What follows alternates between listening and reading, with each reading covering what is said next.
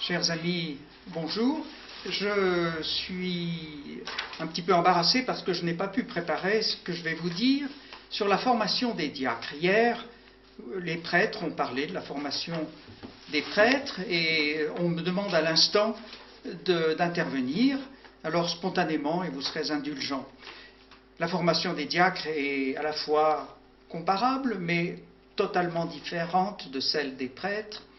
D'abord, il s'agit pour les diacres d'hommes de 40 à 60 ans en moyenne, qui ont déjà une vie professionnelle, familiale, et puis cette formation concerne non seulement lorsque un diacre est marié lui-même, mais également son épouse, qui depuis le début jusqu'à la fin la suit, et qui se trouve ainsi engagée par cette démarche et par cette vocation. Car enfin, comme disait Monseigneur Simon, nous ne sommes pas là pour détruire les couples, mais au contraire pour que le diaconat soit quelque chose qui dynamise le couple et qui le fasse vivre. Donc, hommes et femmes sont concernés par cette formation. Donc, à organiser en fonction d'un couple et d'une famille.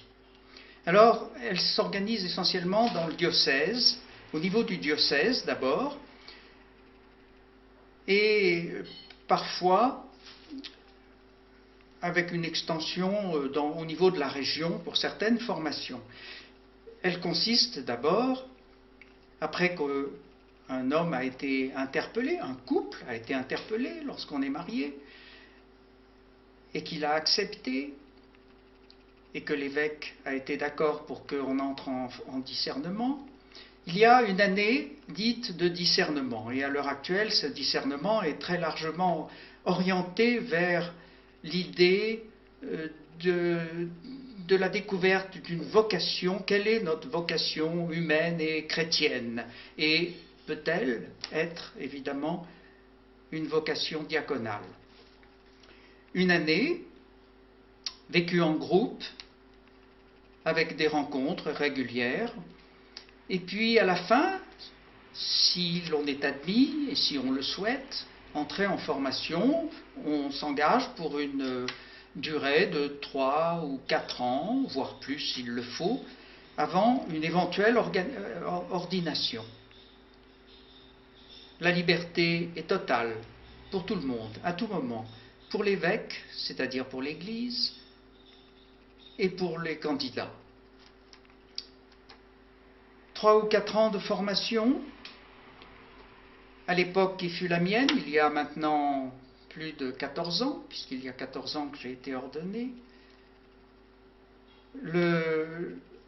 L'équipe était menée par le père Bernard Roux, avec plusieurs autres personnes, et nous avions des week-ends au cours de l'année scolaire, au nombre de 5 ou 6, des rencontres du soir, des journées régionales, même au niveau Rhône-Alpes, à Lyon ou ailleurs.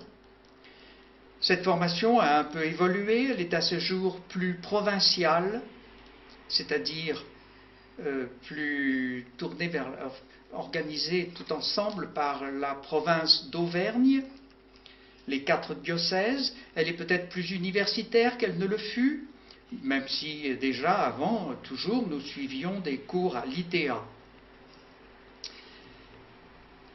Son contenu, eh bien, une formation humaine essentiellement, une formation théologique, plus modeste évidemment, beaucoup plus modeste que pour les prêtres, une vocation spirituelle, une réflexion profonde, car c'est une évolution spirituelle pour entrer éventuellement dans une vocation, et puis un enseignement sur le fonctionnement de l'Église. Nous avions souvent des intervenants extérieurs extrêmement compétents qui nous apportaient beaucoup. Et puis, il y a toujours une progression qui est déjà même liturgique et une progression en Église. C'est ce que j'appellerais une progression effectivement largement spirituelle. une étape, comme pour les prêtres, il y a après 2 ans d'engagement, une admission qui se vit avec une célébration liturgique en présence de l'évêque. C'est déjà un engagement important.